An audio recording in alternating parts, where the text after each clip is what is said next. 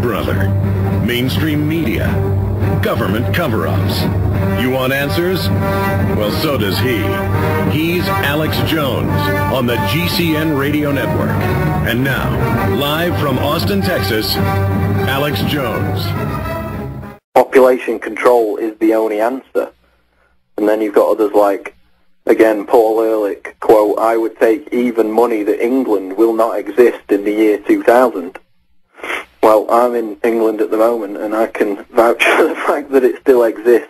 But this was the fear-mongering campaign that dovetailed the so-called global cooling threat in the 1970s. Now, I want to explain to people, one facet of hundreds is the animal ID and the premises ID. Now, only Texas, quote, passed it into law, but then you read it, it's only regulatory, and once you sign it, but everybody else is signing on, because if your kid's in 4-H, you show up to 4-H, they escort you with police off the premises. If your family farm hasn't been registered, the big agribusiness wrote all this into law. They have exemptions, like they'll have one tag per 1,000 chickens that's $14, but you've got to have a $14 tag or a $10 tag, depending on the tag, per chicken yourself.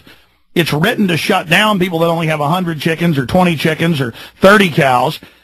They even admit this in their own documents, and now idiots that signed on to the thing in Texas, a cow dies. They've got new people that spy. If a cow dies or gets struck by lightning, you don't report it within 48 hours, $2,000 a day fines, then they take your farm. You're signing over. It's not even a law. It's a corporate agreement where you go into these, quote, public laws, just like there's no law to take vaccines, but they'll still take your kids if you don't, in many cases, if they think you're ignorant and, you know, they don't go after wealthy people that they know can find them. They only go after the ignorant. I mean, this is just lawless criminality. Animal ID, premises ID, when you sign the agreement, now they're coming on your property for no reason. I mean, this is just where they're making everyone criminals, going after all self-sufficiency, and they say they want to force us off the land into cities. I mean, this is total control where only Big Agra owns the food, and then they can force you to eat the GMO as well. Paul, elaborate. Well, it ties into what Daniel Estelin talks about, which is what the Portuguese politician Barroso has talked about in Bilderberg meetings, which is the desire to bring about a, quote, post-industrial revolution, which essentially means the complete evisceration of the middle class. Now, let's explain again. The Industrial Revolution broke up the monopolies. Where to have any business, you had to be certified by the local nobleman, who was, again, certified to the queen or king. They desperate, and they admit this, they want to end their competition. Okay, I mean, they'll be dumping toxic waste in the streets. They don't care. It's about the power to come in and selectively regulate and shut down. Go ahead. Right, and it's about, with the oil agenda, Bilderberg said that the plan was to get it up to $200 a barrel. And what is it today? 108, 109. It's going to get up there eventually. It's over 109 right now.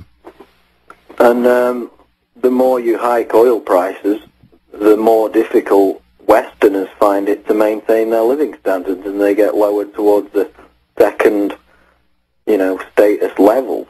But they built our transportation and our economic grid on sprawl, on highly separated urban centers, where you have to do this, and now they've got a stranglehold and can squeeze everything out of us with the fuel. Go ahead.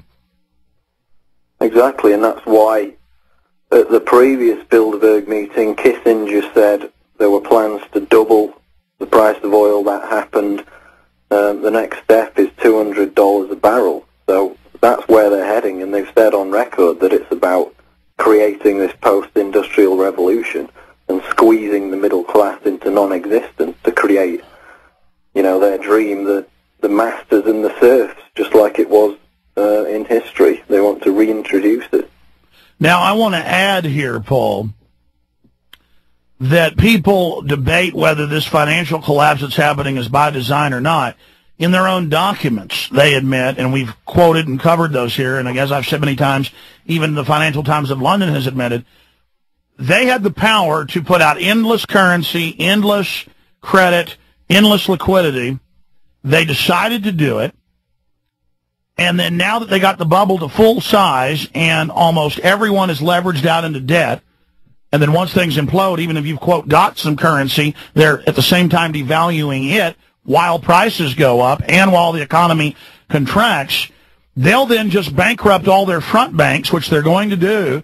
But in the meantime, with that fiat bubble they created, giving themselves the lion's share of that fiat currency, they bought up the mines, the roads, the water districts. They bought your politicians. They bought the movie theater chains. They bought the ranching companies. They bought the meat packing companies. They bought them all over the world. So this wasn't even done as a free market exercise of, quote, consolidation and monopoly capitalism. This is global economic warfare with then, they now admit the military shifting over to rapid response teams for civilian revolts where they're going to control all the governments, but they're going to need rapid reaction, 10,000-man forces to go in and just machine gun and bomb.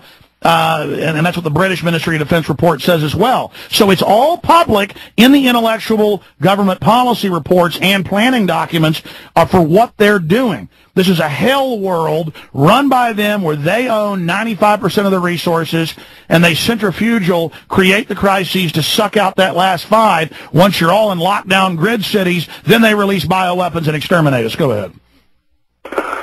Well, yeah, and even I read a Reuters report today that said, you know, even when Bush or Bernanke say that the policy of the United States government is to have a strong dollar, that means that the policy is to have a weaker dollar.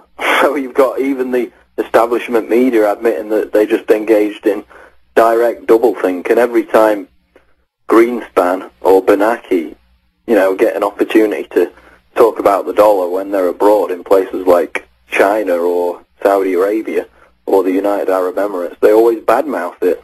They told the Arabs to remove the dollar peg 2 weeks ago. That's it. Let me add to that. In fact, that's where I didn't add my final point when I got off into my pontificating.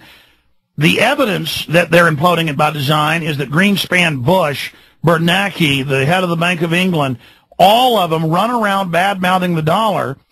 But then they have to publicly deny they're killing it. So Bush says, we're not even in a recession. We have a strong dollar. These are quotes.